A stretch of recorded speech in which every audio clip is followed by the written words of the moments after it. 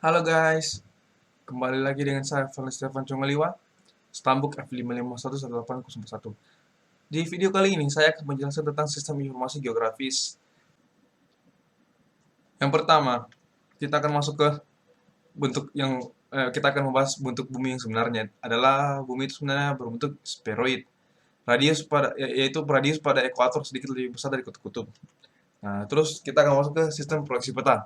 Sistem proyeksi peta berguna untuk mempresentasikan bentuk bumi yang berupa ruang 3D melengkung menyerupai elipsoid dalam bidang datar atau dua dimensi. Perlu dilakukan transformasi dengan menggunakan metode proyeksi peta. Nah, proyeksi adalah sebuah metode untuk mengubah permukaan lengkung yang tiga dimensi menjadi representasi dalam bidang datar yaitu dua dimensi. Terus lalu proyeksi peta. Proyeksi peta sendiri adalah teknik-teknik sebuah teknik yang digunakan untuk menggambarkan sebagian atau keseluruhan permukaan tiga dimensi yang secara kasar berbentuk bola ke permukaan datar dua dimensi dengan distorsi sesedikit mungkin. Lalu proyeksi peta merupakan fungsi matematika untuk mengkonversikan antara lokasi pada permukaan bumi dan proyeksi lokasi pada peta yang pengkonversian yang dilakukan dari sistem referensi geografis atau yang biasa disebut spherical menjadi sistem planar atau kartesian. Nah, seperti ini guys. Nah, ini biasa kan bumi berbentuk bulat. Nah, dia memiliki koordinat sferis yang sferis yaitu permukaan yang lengkung. Lalu di dalam sferis permukaan lengkung ini dia bisa diganti dengan diubah dengan dua dimensi yaitu permukaan datar. Nah, permukaan datar itu memiliki koordinat grid yaitu grid kotak-kotak gitu guys yang bisa kita hitung. Nah, lalu kita akan masuk ke kita masih tetap di sistem proyeksi peta. Dalam proyeksi peta dari bidang lengkung 3 dimensi ke bidang datar 2 dimensi kadang mengalami distorsi.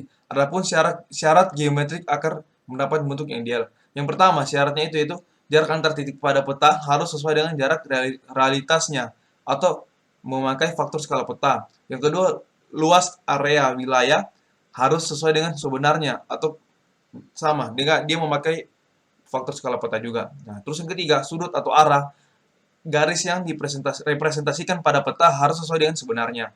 Yang terakhir, bentuk unsur yang direpresentasikan pada peta harus sesuai dengan bentuk sebenarnya.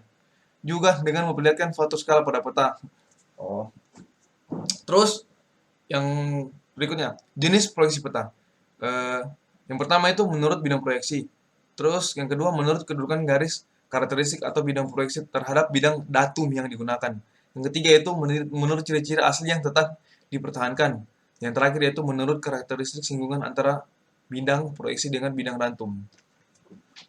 Nah, kita akan uh, mengupas satu-satu itu jenis proyeksi peta dari empat itu.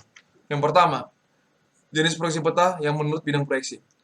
Dia terbagi lagi guys. Ada tiga macam, yaitu dalam menurut bidang proyeksi itu ya tiga macam. Proyeksi azimutal. Proyeksi azimutal itu menggunakan bidang latar sebagai bidang proyeksi. Proyeksi bentuk ini terdiri atas tiga macam, yaitu sebagai berikut. Nah, jadi ada lagi macam-macam jadi ada satu bagian guys. Dalamnya ini yaitu proyeksi ogonomik, ognomonik, yaitu proyeksi yang titik Y-nya terletak di pusat lingkaran. Yang kedua itu proyeksi stereografik, yaitu proyeksi yang titik Y-nya berpotongan atau berlawanan dengan bidang proyeksi. Yang ketiga itu proyeksi ortografik, yaitu proyeksi yang titik Y-nya terletak jauh dari luar lingkaran. Yang kedua, yaitu proyeksi kerucut. Proyeksi bentuk ini diperoleh dengan jalan memproyeksikan globe pada bidang kerucut yang melingkupinya. Puncak kerucut berada di atas kutub utara, yang kemudian direntakan. Lalu proyeksi dengan cara ini akan menghasilkan gambar yang baik, relatif sempurna untuk di daerah kutub utara dan di daerah kutub selatan. Yang ketiga itu proyeksi silinder. Proyeksi silinder ini, bidang proyeksinya berupa silinder. Proyeksi silinder adalah semua garis horizontal dan meridian berupa garis lurus vertikal. Proyeksi seperti ini sangat baik untuk memetakan daerah yang berada di daerah khatulistiwa dan tidak sesuai digunakan untuk memetakan daerah yang berada di sekitar kutub. Yang kedua, jenis proyeksi peta menurut kedudukan garis karakteristik atau bidang proyeksi terhadap bidang datum yang digunakan. Yang ya jadi terbagi tiga, yaitu proyeksi normal. Garis karakteristik berhimpit dengan suhu bumi. Lalu proyeksi miring. Proyeksi miring itu garis karakteristik membentuk sudut terhadap sumbu bumi. Yang ketiga itu proyeksi transversal atau ekuator. Garis karakteristik tegak lurus terhadap sumbu bumi. Nah, yang ini guys tadi, gambarnya tadi itu yang ada yang planar, ada yang kerucut, ada yang silinder, ada yang normal, ada yang miring, ada yang transversal guys. Nah, yang berikutnya itu jenis proyeksi peta menurut ciri-ciri asli yang tetap dipertahankan, yaitu yang pertama proyeksi ekuidistan. Jarak di peta sama dengan jarak di bumi. Jarak di peta harus sama dengan jarak di permukaan bumi. Yang kedua, proyeksi konform. Sudut dan arah di peta harus sama dengan sudut dan arah di permukaan bumi juga. Proyeksi ekuivalen. Proyeksi ekuivalen luas di peta harus sama dengan luas di permukaan bumi. Yang berikutnya itu jenis proyeksi peta menurut karakteristik singgungan antara bidang proyeksi dengan bidang datum. Yang pertama yaitu proyeksi menyinggung. Yang B, yang kedua itu proyeksi memotong. Yang terakhir proyeksi tidak menyinggung, tidak memotong. Nah, bisa kita lihat sini guys. Ini bidang proyeksinya. Yang garis ini. Nah, ini dia menyinggung di bulan ya guys. Ini bidang datumnya. Nah, kalau dia memotong dia di tengah-tengah. Ya, yang terakhir tuh tidak menyinggung dan tidak memotong. Dia jauh. Bidang proyeksinya dia tidak bersinggungan atau tidak juga memotong. Nah, yang berikutnya, kita akan masuk ke salah satu sistem proyeksi yang paling terkenal dalam sistem proyeksi yang biasa digunakan, yaitu Universal Transfer Mercator, yang atau biasa disingkat dengan UTM. Salah satu sistem proyeksi yang terkenal dengan yang digunakan. Terus yang berikutnya posisi horizontal dua dimensi XY dari Universal Transfer Mercator dengan bidang proyeksi silinder, transversal dan konform mutung bumi pada dua meridian yang standar. Seluruh permukaan bumi dibagi menjadi 60 bagian atau bisa disebut dengan zona Universal Transfer Mercator. Terus setiap zona dibatasi dengan dua meridian selebar 60 dan memiliki meridian tengah. Yaitu zona 1 dimulai dari 140 derajat BB, 174 derajat BB, zona 2 dari 174 BB sampai dengan 168 BB. Dan seterusnya ke timur tenggara zona 60 dari 104 derajat BT sampai dengan 180 derajat BT. GPS dan fungsi GPS. Kita akan masuk ke GPS, guys. Nah, GPS merupakan singkatan dari Global Positioning System. Nah, GPS itu merupakan sistem yang dapat menunjukkan posisi benda di permukaan bumi secara cepat di semua tempat pada semua kondisi pada setiap waktu. GPS ini dia menggunakan 20 satelit yang berada pada ketinggian 12.000 mil atau 12.000 mil DPL. Satelit beredar pada dua lintasan orbit yang konstan dan memiliki kecepatan berkisar 7.000 mil per jam.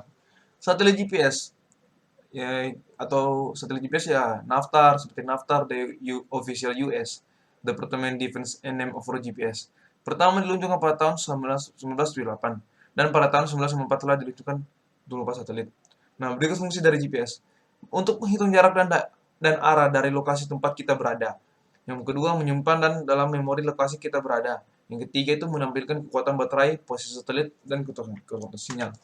Nah, berikut perkembangan dari GPS sendiri, yaitu sistem atau tidak sistem navigasi dari kuno sampai sekarang. Yang pertama, itu sistem navigasi merupakan sistem yang menandai di mana posisi mereka dan yang menunjukkan kemana mereka pergi. Sistem bagaimana jalan mereka pulang. Yang pertama itu navigasi kuno. Navigasi kuno ini dia caranya itu yaitu penghuni gua memberikan tanda pada dinding gua pelaut berpegangan pada posisi bintang. Nah, terus yang kedua itu navigasi kompas yang kalau ini dia memberikan arah ke utara. Terus navigasi sektan. Navigasi sektan itu yaitu memperkirakan sudut tinggi bintang, bulan dan matahari di atas horizon. Terus kronometer mampu memberikan informasi posisi garis lintang utara ataupun di lintang selatan. Terus sekarang GPS itu satellite based radio navigation system, high frequency dengan high frequency radio wave with a special code signal. Cakupan areanya yang sangat luas GPS ini seluruh dunia guys. Nah ini guys, contoh-contoh dari tadi guys. Ini yaitu yang paling kiri navigasi sektan, kronometer, dan sekarang itu satelit GPS yang bisa semua dunia dia diakses. Ya, yang berikutnya, komponen satelit GPS. Ya, jadi di dalam satelit GPS itu dia mempunyai komponen. Yang pertama itu space segment yang memakai dengan 24 satelit. Terus user segment, pesawat yang memakai pesawat kapal atau mobil. Terus monitor segment seperti Hawaii, Diego Garcia, dan Colorado.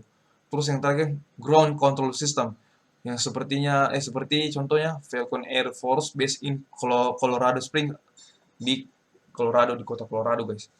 Seperti ini guys. Ini ya space segmennya, ini user segmennya orang, terus control segmennya itu dari bawah guys, yang ground dari dasarnya guys.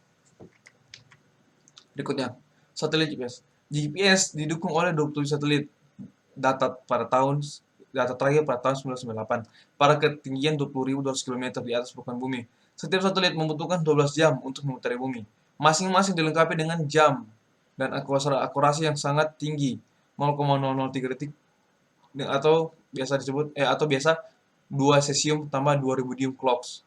Berat satelit yaitu 930 kilo, panjangnya itu dengan 5,1 meter, kecepatan 4 km per detik, umur satelit yaitu 7,5 tahun. Nah, GPS. Proses GPS bekerja yaitu satelit GPS memberikan informasi kepada receiver GPS mengenai jarak atau posisi satelit, sehingga bisa melihat kita berada pada suatu radius tertentu dari satelit. Bila ada 2 satelit, maka kita tahu posisi kita berada pada 2 lokasi, yaitu perpotongan 2 radius tadi. GPS receiver mampu menghitung tempat yang paling mungkin.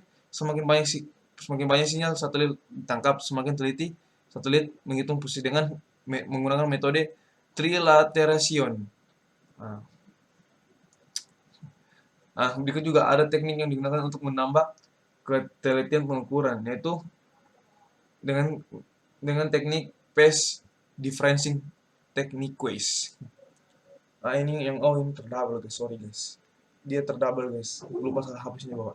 Nah, diperlukannya reference setting GPS yang sudah diketahui posisinya. Dengan merefer data tersebut, GPS yang menggunakan mobile dapat memperkirakan posisinya dengan lebih tepat, juga posisinya bisa di satu tempat atau lebih. Nah, ini guys metode GPS. Ada gambarnya guys.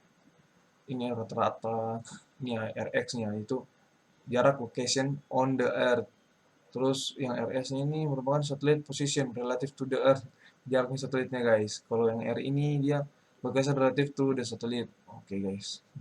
Ini cara kerjanya guys. Kita bisa berhitung dengan rumus ini, metode ini. Ya, GPS tuh memiliki kelemahan. Kelemahan GPS itu tidak dapat digunakan di tempat tertutup atau terhalang gedung tinggi. Terus yang kedua, jenis baterai AA, dan jika baterai habis, tidak ada cadangan bantuan navigasi. Yang ketiga, kesalahan untuk menghitung ketinggian cukup besar. Yang keempat, tidak cocok untuk membantu sebagai informasi navigasi di daerah pegunungan. Nah, tapak depan GPS, komponen GPS. Yang pertama, internal antena. Yang kedua, interface case yang terdiri dari in atau out, yang digunakan untuk meningkatkan dan menurunkan skala sehingga peta nampak lebih besar atau kecil. Navigation untuk menjalankan atau menghentikan navigasi. Page ini untuk menambahkan 5 page utama. Power untuk menghidupkan atau mematikan alat. Tombol ini juga digunakan untuk menghidupkan lampu. Terus yang berikutnya, menu untuk menambahkan pilihan menu. Quit untuk menambahkan 5 page utama atau menghentikan proses yang sedang berlangsung. Enter memilih pilihan menu. Yang terakhir, rocker memiliki dua posisi, itu posisi tengah untuk menempatkan titik tengah peta. Yang kedua itu posisi atas atau bawah atau kanan atau kiri, menggunakan kursor atau posisi peta. Terus dengan tapak belakang GPS, ini juga merupakan komponen dari GPS. Yang tadi kan tapak depan. Yang pertama itu eksternal antena koneksi, yang kedua itu baterai kompartemen. Menampilkan koordinat peta atau prosedur GPS. Penampilan pada display. Yang pertama itu menggunakan GPS, itu informasi menunjukkan koordinat peta. Yang kedua, map atau page menampilkan peta. Pointer page yang berguna untuk menampilkan arah road. Yang keempat, highway page yang untuk menampilkan mode perjalanan dengan menuju road dan ketinggian. Yang kelima itu active road untuk menampilkan road. Terus kedua, perpindahan dari satu panel display ke panel display yang lain mempergunakan page atau quit. Yang ketiga, hasil interpretasi GPS, misalnya pada layar GPS tertera 7,77 derajat 48 lintang 7 derajat 48,10,2 S, terus 110 derajat 22,26,9 yang artinya S itu atau south atau lintang selatan atau latitude 7 derajat 48 menit. Ini cara bacanya guys. S itu south, lintang selatan, latitude. Nah, Terus 7-nya itu 7 derajat itu, yang 7 derajat 40 menit, yang 40 menit yang ada komanya itu, yaitu itu yang ini itu memakan menit 40 menit 10,2, yang garis 2 ini petik 2 itu memakan detik. Terus yang E ini merupakan bujur atau longitude. Terus 110 derajat, nah 110 derajat 20, berarti 110 derajat 22 menit 26,9 detik. Nah, cara baca gitu guys. Terus yang kedua, prosedur yang kedua itu track and point prosedurnya. Track and point digunakan untuk melakukan penelusuran. Yang pertama, penelusuran jaringan irigasi, track untuk saluran, dan point untuk bangunan air atau titik utama lainnya. Yang kedua itu jalan track untuk jalan, dan titik untuk titik utama ruas jalan. Nah, yang kedua, track akan terekam selama GPS tersebut hidup atau selama memori dalam GPS tersebut masing-masing masih bisa. Track akan terekam selama GPS tersebut hidup atau selama memori dalam GPS tersebut masih bisa. Track ditandai garis bertitik. Nah, yaitu ada dua. Selama perjalanan, maka pointer menunjukkan perjalanan yang dilakukan. Penggunaan zoom in atau zoom out untuk memperbesar atau memperkecil penampilan peta pada peta. Poin dilakukan dengan cara, ada dua, tekan enter atau mark. Pada beberapa detik maka akan nampak penampilan poin. Lalu tekan OK untuk merekam. Nah, kita akan masuk ke bentuk permukaan bumi. Bentuk permukaan bumi yaitu geodesi. Bidang ilmu yang mempelajari bentuk dan ukuran permukaan bumi, menentukan posisi koordinat titik panjang dan arah garis permukaan bumi, termasuk mempelajari medan gravitasi bumi. Pada umumnya geodesi terbagi menjadi dua, itu yang pertama geodesi geometris, ini untuk membahas bentuk dan ukuran bumi, penentuan titik koordinat panjang dan arah garis bumi. Yang kedua itu geodesi fisis, untuk membahas medan gravitasi bumi, juga menentukan bentuk bumi. Nah, untuk representasi untuk bentuk permukaan bumi berstatus ini digunakan datum geodesi, proyeksi peta, sistem referensi koordinat yang telah dikembangkan. Nah, model-model geometrik bentuk bumi, yang pertama itu tiram atau Easter, yang diketemukan itu kurang lebih dari 300 tahun sebelum Masehi. Terus yang kedua, lempeng datar pada zaman Yunani kuno, kurang lebih dari kurang lebih plus minus lah 500 sebelum Masehi, sudah sebelum. Kota persegi panjang 500 sebelum Masehi sampai awal sebelum sebelum atau sudah 400 sebelum Masehi. Terus yang keempat, piringan lingkaran atau cakram. Ini digunakan para bangsa Romawi. Yang kelima itu bentuk bola. Pitagoras, yang ditemukan beberapa ahli itu ahli fisika ini guys. Yang pertama Pitagoras. Ya, Pitagoras ini ditemukan pada kurang lebih sesudah atau sebelum 450 sebelum Masehi. Aristoteles pada kurang lebih juga kurang lebih 340 sebelum Masehi. Yang ketiga itu Archimedes, kurang lebih 250 sebelum Masehi. Terus Eratosthenes, kurang lebih 250 sebelum Masehi. Terus yang ke-6 itu buah jeruk asam, model-modelnya itu yang digunakan pada 1638 sampai 1718. Buah jeruk manis Eugenus 16, yang itu ada beberapa, yaitu Eugenus 1629 sampai 1695, dan Isaac Newton 1643 sampai 1707. Yang terakhir itu Elias Putar pada tahun 1666. Nah, kita akan berikutnya guys masuk ke sistem koordinat. Sistem koordinat merupakan sekumpulan ukuran yang menentukan bagaimana koordinat-koordinat yang bersangkutan mempresentasikan di titik. Ada dua sistem dan mempresentasikan di titik. Ada dua sistem koordinat, yaitu sistem koordinat dua dimensi. Sistem koordinat dimensi yaitu yang terdiri dari dua macam, yaitu sistem koordinat Kartesian atau berbentuk siku-siku, yang merupakan kurva yang berpotongan antara sumbu koordinat Y utara dan sumbu apsis X timur. Yang kedua itu sistem koordinat polar. Sistem koordinat polar ini mendefinisikan posisi dengan jarak dan sudut. Nah, terus kita akan masuk ke contoh sistem koordinat yang kedua, itu sistem koordinat 3 dimensi. Sistem koordinat 3 dimensi sama dengan sistem koordinat 2 dimensi, memiliki sistem koordinat Kartesian yang koordinat merupakan sini X, Y, Z, dengan Z itu didefinisikan secara geometri. Terus yang kedua itu sistem koordinat polar. Nah, sistem koordinat polar itu berbeda dengan 2 dimensi tadi guys. Yang pada 3 dimensi ini dia menggunakan 2 sudut dan 1 tinggi. Nah, terus sistem koordinat fungsinya itu digunakan untuk mengidentifikasi lokasi pada bumi secara akurat. Didefinisikan sebagai yang pertama itu origin, prime, meridian atau datum, titik koordinat yang merupakan X, Y, Z, dan unit. Analisis sistem informasi geografis. Kita akan masuk berikutnya itu materi ke analisis sistem informasi geografis. Kemampuan analisis spasial menggunakan sistem informasi dapat diklasifikasikan macam-macam. Dia jadi ada 4 macam. Itu pertama, itu fungsi buffer. Yang kedua, fungsi overlay. Yang ketiga, fungsi neuter. Dan yang keempat, fungsi 3 dimensi analisis. Analis.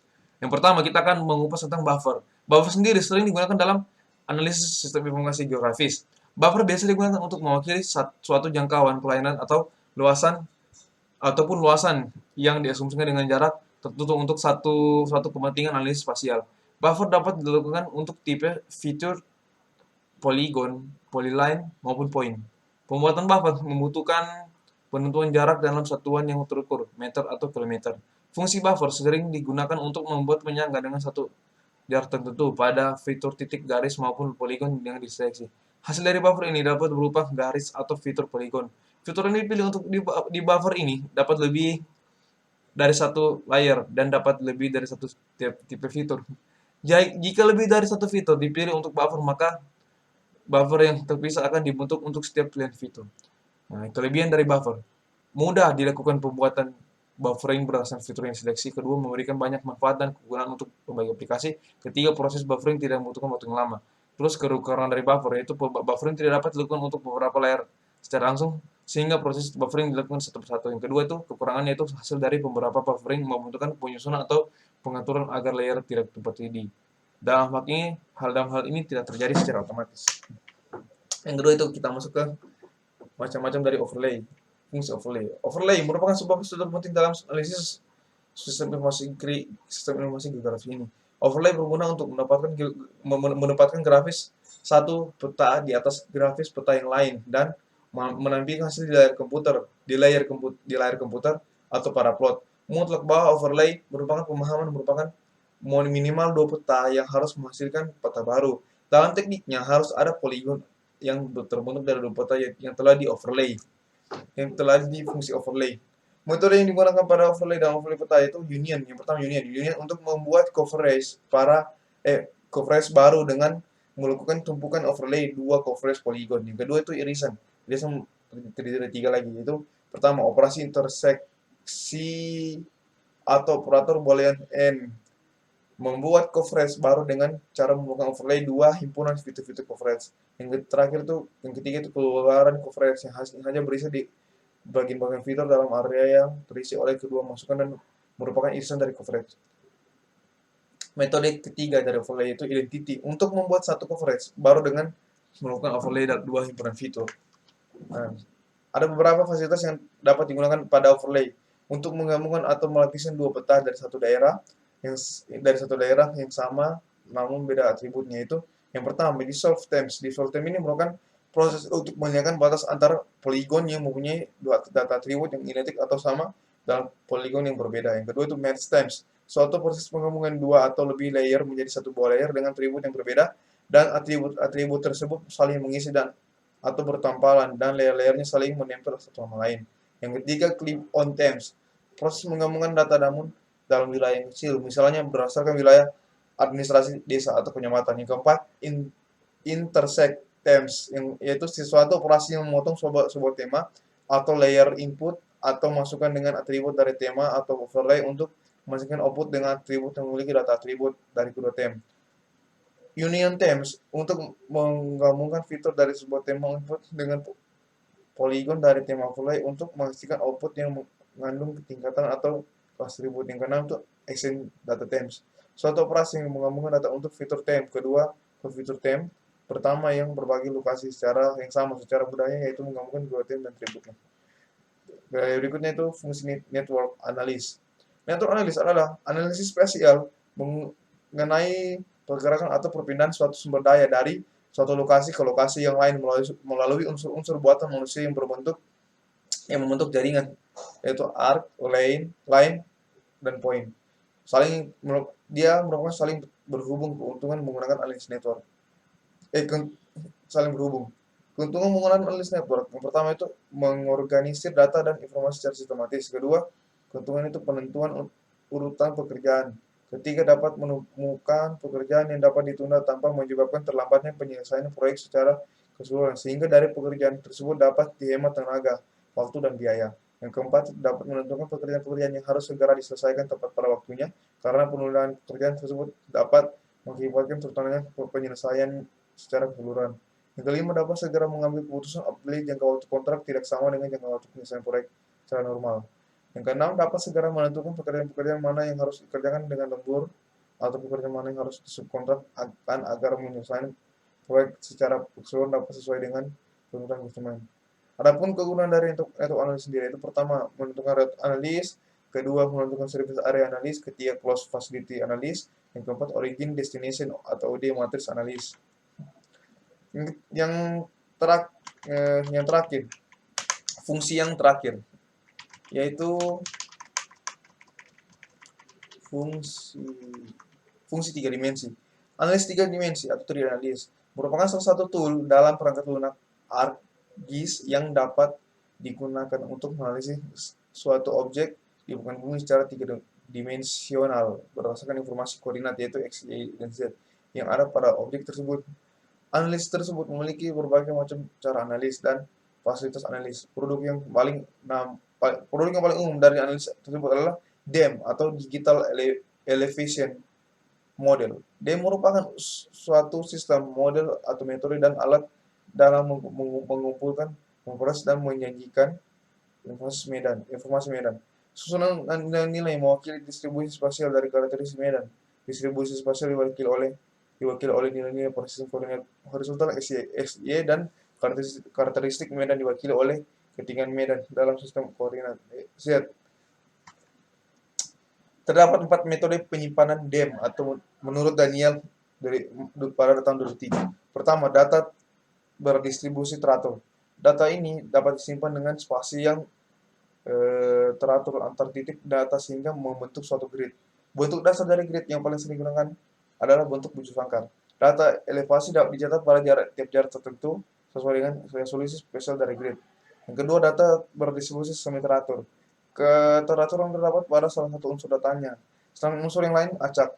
Misalnya, garis kontur pada peta merepresentasikan ketinggian yang sama pada permukaan bumi dengan interval ketinggian tertentu yang konstan mempunyai keteraturan pada unsur set, tetapi pada unsur X dan Y acak. Data berdistribusi acak. Data ini tidak ada keteraturan pada setiap unsur datanya. Salah satu bentuk struktur data acak adalah TIN atau Triangulated Irregular Networks dengan segitiga-segitiga tak beraturan sebagai satuan datanya. Fungsi permukaan. Permukaan bumi dapat pula disajikan dalam model matematis tertentu, tetapi pemodelan ini cenderung hanya memberikan gambaran umum permukaan surface, serta menghilangkan data-data lokal pada permukaan bumi. Mengingat kenampakan fisik dari permukaan bumi sangat kompleks dan sulit dimodelkan melalui suatu fungsi matematis secara tepat. Demikian guys, ini beberapa materi terakhir. Sekian materi dari saya, yaitu materi sistem informasi geografis.